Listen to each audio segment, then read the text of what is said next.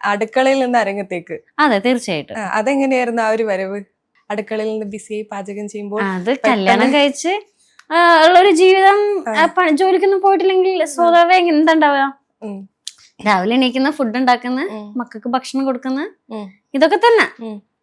പിന്നെ cinema, serial എന്നൊക്കെ പറയുന്നത് ഒരു ഇഷ്ടമുണ്ടായിരുന്നു പണ്ട് മുതലേ. അങ്ങനെയാണ് ഇതിലേക്ക് ഈ ഗോഡ് ഫാദർ എന്നൊക്കെ പറയാൻ പറ്റിയ ആരാ പെട്ടെന്ന് നമുക്ക് ഈ സിനിമയിലും സീരിയലിലും ഒക്കെ ചാൻസ്? അതായത് ഗോഡ് ഫാദർ, അതായത് ചാൻസ് തന്നതാ എനിക്ക്. റോൺസൺ വിൻസൺ ആണ് എന്നെ സീരിയലിലേക്ക് കൊടുക്കുന്നത്. എന്റെ ഫോട്ടോ ബിഗ് ബോസിലൊക്കെ ഉള്ള അവനാണ് എന്റെ ഫോട്ടോ കാസ്റ്റ് ചെയ്യുന്നത്. അതിനുശേഷം മൗനരാഗത്തിന് വേണ്ടി.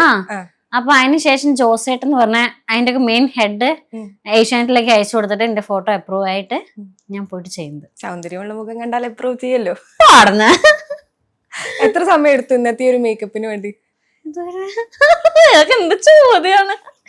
സൗന്ദര്യത്തിന്, നിന്റെ സൗന്ദര്യത്തിന് വെല്ലാൻ ആരുണ്ടെന്ന് ചോദിച്ച പോലെ ഈ ക്വസ്റ്റ്യൻസ് ഒക്കെ.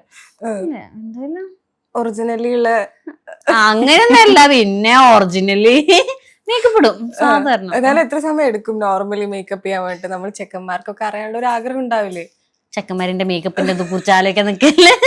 അല്ല, അവരൊക്കെ പറയില്ലേ മറ്റേ പെൺപിള്ളേർ ഇങ്ങനെ അണിഞ്ഞൊരുങ്ങാൻ മറ്റേ പറയില്ലേ, പിന്നെ പുട്ടി എന്ന് പറയൂലേ? അപ്പൊ ശരിക്കും എത്ര സമയം എടുക്കും നോർമലി? എന്തായാലും ഒരു 10-20 മിനിറ്റ് എന്തായാലും പിടിക്കും. ഈ ഏഷ്യാനെറ്റിലെ മൗനരാഗത്തിലെ കാർത്തിക അടിപൊളി റോളാണ്. ശരിക്കും ഈ വില്ലൻ കഥാപാത്രം ഒന്നല്ല, നമുക്ക് വില്ലൻ കഥാപാത്രം ആവുമ്പോ ഈ കാണുന്ന ആളുകൾക്ക് ഭയങ്കരമായിട്ട് ഇത് ഏതായി പെണ്ണ് ഇവൾ അടിക്കണം എന്നൊക്കെ ഒരു ഫീൽ ഉണ്ടാവും. പക്ഷെ അതല്ല, നമ്മൾ നായികയൊക്കെ സപ്പോർട്ട് ചെയ്തിട്ടില്ല. ഇപ്പൊ നെഗറ്റീവ് കിട്ടിയിട്ട് ഇപ്പം പുറത്തുള്ള ആൾക്കാർക്ക് അങ്ങനെ തോന്നുന്നുണ്ടെങ്കിൽ ആ ക്യാരക്ടറിന്റെ ബെറ്റർ അല്ലേ, നല്ലതാണ്, അത് വിജയാണ്.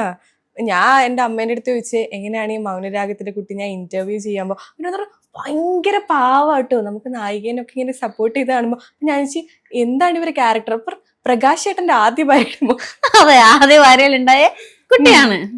പെട്ടെന്നുള്ളൊരു ട്വിസ്റ്റ് ആയിരുന്നു ഈ ഒരു ക്യാരക്ടർ. അതെ അതെ, പെട്ടെന്നുള്ളൊരു ട്വിസ്റ്റ്. വർഷക്ക് വേണ്ടി എഴുതിയതായിരുന്നു. അതെനിക്ക് അറിയില്ല, അത് പറയട്ടോട്. പക്ഷെ കിട്ടിയ ക്യാരക്ടർ നന്നായിട്ട് ചെയ്യാൻ പറ്റുന്നുള്ളത് കോൺഫിഡന്റ്. എവിടെയൊക്കെ കേട്ട ഒരു ജൂനിയർ മഞ്ജു വാര്യർ ആണെന്ന്. പോകുമ്പോ മിഠായി വാങ്ങിച്ചാലാട്ടാ. മിഠായിൽ ഒതുങ്ങില്ല. എങ്ങനെയായിരുന്നു ആ ജൂനിയർ മഞ്ജു വാര്യർ? സ്വയം വിളിച്ചാണോ? അല്ല, എനിക്ക് മഞ്ജു ചേച്ചിനെ ഭയങ്കര ഇഷ്ടമാണ്. ആക്ച്വലി എന്റെ റോൾ മോഡലാണ് ചേച്ചി. അപ്പം പിന്നെ ചില കമന്റ്സിലൊക്കെ വരും ജൂനിയർ മഞ്ജു വാര്യർ എന്നൊക്കെ പറഞ്ഞിട്ട്. അപ്പൊ ഞാൻ കേൾക്കുമ്പോ സത്യം ഞാൻ എന്നെ തന്നെ എനിക്ക് വയ്യ, അതാണ് സംഭവം. അത് എന്തുകൊണ്ടാണ്? നമുക്ക് മഞ്ജു ചേച്ചിനെ എല്ലാവർക്കും ഇഷ്ടമാണ്. ചില ആളുകൾക്ക് അഭിനയം കൊണ്ടാണ് മഞ്ജു ചേച്ചിനെ ഇഷ്ടം. പക്ഷെ ചില ആളുകൾക്ക് മഞ്ജു ചേച്ചി പിന്നീട് ലൈഫ് കിട്ടിപ്പടുത്ത ഒരു ഭയങ്കരമായിട്ടുള്ള ഒരു സ്ത്രീയാണ്, അതുകൊണ്ട് ഇഷ്ടപ്പെടുന്ന ആളുകളും ഉണ്ട്. ഒരുപാടായിട്ടുള്ള സിംഗിൾ പാരന്റ്സ് ഇഷ്ടപ്പെടുന്നുണ്ട്, അല്ലെ സിംഗിൾ വുമൺ ഇഷ്ടപ്പെടുന്ന ഒരാളാണ് മഞ്ജു വാര്യർ. വർഷ എന്തുകൊണ്ടാണ് ഇഷ്ടപ്പെടുന്നത്? ഞാൻ ഇഷ്ടപ്പെടുന്നത് എന്താന്ന് വെച്ചാല് എനിക്ക് മഞ്ജു ചേച്ചിന്റെ അഭിനയം ഇഷ്ടമാണ്. പിന്നെ മഞ്ജു ചേച്ചിന്റെ ഒരു തിരിച്ചുവരവുണ്ടല്ലോ, അത് ഞാൻ ഒരുപാട് ഇഷ്ടപ്പെടുന്നു. അങ്ങനെ ഒരു തിരിച്ചുവരവായിരുന്നു ലൈഫിൽ ഉണ്ടായത്? അതെ.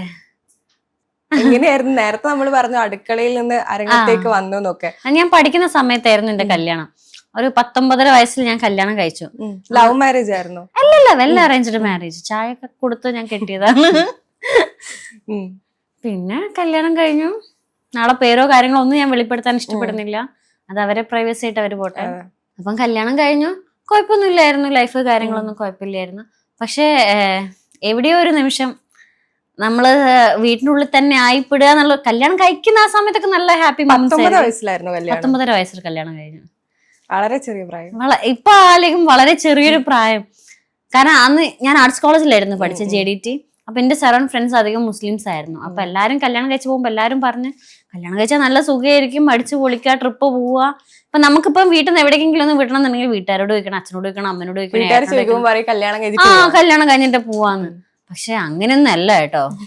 കല്യാണം കഴിഞ്ഞ് കഴിഞ്ഞാല് പറയും അതിപ്പോ ആ കാട് തീർത്തിട്ട് വരണായിരുന്നു, ആ സംഭവമാണ്. അപ്പൊ എല്ലാവരുടെ ജീവിതത്തിനെ കുറിച്ചൊന്നും ഞാൻ പറയുന്നില്ല.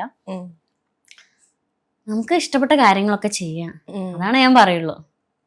എപ്പോഴായിരുന്നു അപ്പൊ ആ ഒരു റിയലൈസേഷൻ, എനിക്കിത് വേണ്ട, അല്ലെങ്കിൽ എന്റെ ലൈഫ് വേറെയാണ് എന്നുള്ളൊരു തോന്നലൊക്കെ എപ്പോഴാ തുടങ്ങിയത്? അല്ല, എനിക്ക് പഠിക്കുന്ന സമയത്ത് എനിക്ക് ഫിലിമിനോടൊക്കെ ഭയങ്കര താല്പര്യം ഉണ്ടായിരുന്നു, അഭിനയിക്കുക, ഡാൻസിനോടൊക്കെ ഭയങ്കര താല്പര്യമായിരുന്നു. പിന്നെ അതെല്ലാം കഴിഞ്ഞ് നമ്മള് കല്യാണം കഴിച്ച ഒരു ഫാമിലി ആയിട്ട് പോകുമ്പോ ആ വീടിന്റെ ഉള്ളിൽ ഒതുങ്ങിക്കൂടുക, പിന്നെ നമുക്ക് എന്തിനും ഈവൻ ഒരു ഡ്രസ്സ് വാങ്ങിക്കാനാണെങ്കിലും എന്ത് സാധനം വാങ്ങിക്കാൻ നമ്മൾ ഒരാളോട് ചോദിക്കുക. നമുക്ക് എന്നെ സംബന്ധിച്ചോളം പിന്നെ അതെനിക്ക് എന്തിനാണ് അത്, ഇത്ര എന്തിനാണ്, അതെന്തിനാണ് ചോദിക്കുന്ന ഓരോ ചോദ്യങ്ങളൊക്കെ ഉള്ളിൽ തട്ടുന്നത്. അത് എനിക്ക് എങ്ങനെ പറയണമെന്ന് അറിയില്ല. ചില ക്വസ്റ്റ്യൻസ് കേൾക്കുമ്പോൾ നമ്മളിങ്ങനെ സ്റ്റക്ക് ആവാന്ന് പറയില്ലേ, അതേപോലെ ഇപ്പൊ സൂര്യനോട് ചോദിക്കുമ്പോൾ ഞാൻ എന്താ പറയാ എന്നുള്ളൊരു ഇത് പെട്ടെന്ന് ആ ഒരു ബാക്കിലേക്ക്. അതെ തീർച്ചയായിട്ടും.